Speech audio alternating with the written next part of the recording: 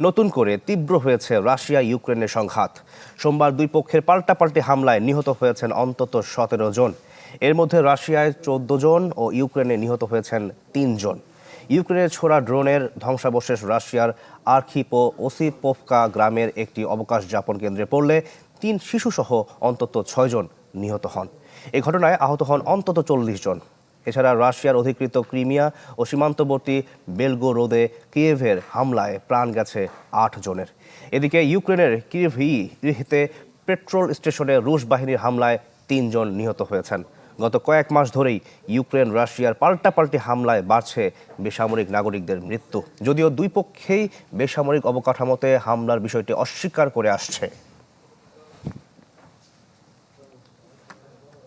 Colour expert dark sap এবং mild on hands technology সমৃদ্ধ Orix advance detergent powder আপনার laundry expert.